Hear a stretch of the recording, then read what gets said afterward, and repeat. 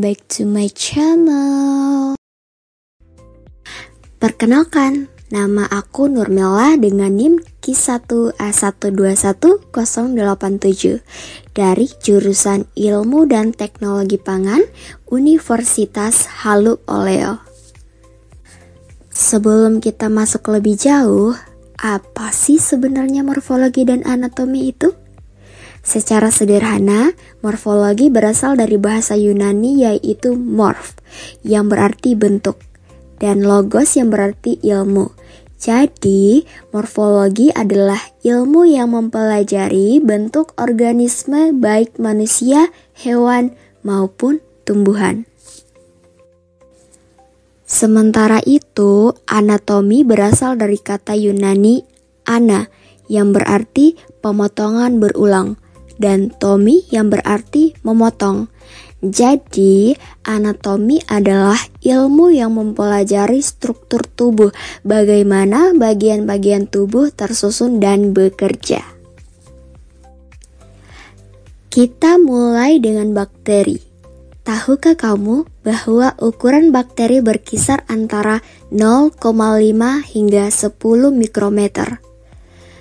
Bentuknya bermacam-macam, ada yang bulat seperti kokus, berbentuk batang seperti basil, dan ada juga yang berbentuk spiral seperti spirillum. Mereka ada di mana-mana, di udara, air, tanah, bahkan di kulitmu. Dalam hal anatomi, bakteri terbilang sederhana namun sangat efisien. Mereka punya flagela untuk bergerak, kapsul untuk perlindungan, dan di dalamnya terdapat DNA yang melayang bebas karena bakteri tidak memiliki inti sel sejati. Mereka juga punya dinding sel yang kokoh dari peptidoglikan, serta ribosom dan membran plasma yang membantu sintesis protein dan transportasi. Selanjutnya, kita beralih ke fungi. Fungi terbagi menjadi dua bentuk utama, fungi berfilamen dan non-filamentus, seperti khamir.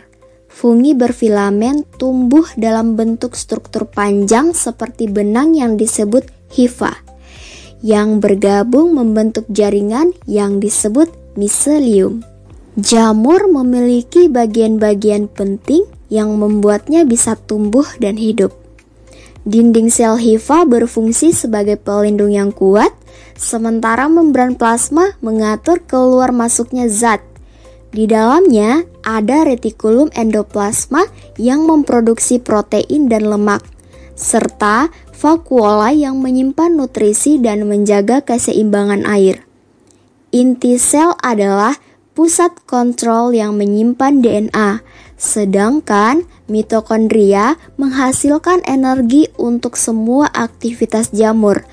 Semua bagian ini bekerja sama agar jamur bisa bertahan hidup dan berkembang. Terakhir, kita bahas tentang khamir. Khamir adalah fungi uniseluler yang biasanya berbentuk bulat atau oval. Mereka berkembang biak melalui pertunasan, di mana sel induk menghasilkan tunas kecil yang tumbuh menjadi sel baru.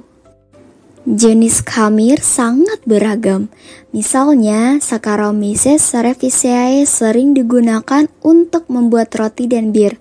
Sementara Hansenia spora berbentuk unik seperti lemon. Selanjutnya, pada gambar ini menunjukkan sel khamir yang merupakan jenis jamur uniseluler. Setiap bagian dari sel khamir memainkan peran penting untuk kelangsungan hidupnya. Pertama, ada dinding sel yang berfungsi sebagai pelindung dan memberikan bentuk pada sel. Di dalamnya terdapat membran plasma yang bertugas mengatur apa yang boleh masuk dan keluar dari sel. Vakuola berperan sebagai gudang penyimpanan untuk nutrisi dan membantu menjaga keseimbangan dalam sel. Mitokondria adalah pembangkit tenaga sel, menghasilkan energi yang diperlukan untuk semua aktivitas khamir. Lalu, ada nukleus atau inti sel. tempat DNA disimpan dan aktivitas sel diatur.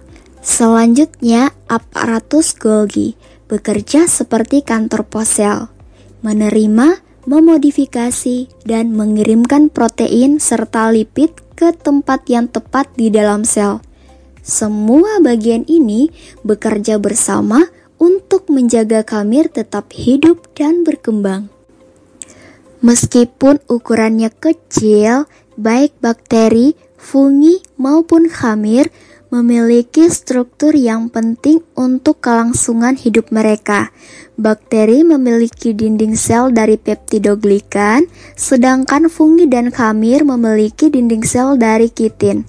Khamir dan fungi juga memiliki membran sel yang mengandung orgesterol serta inti sel, karena mereka adalah organisme eukariotik.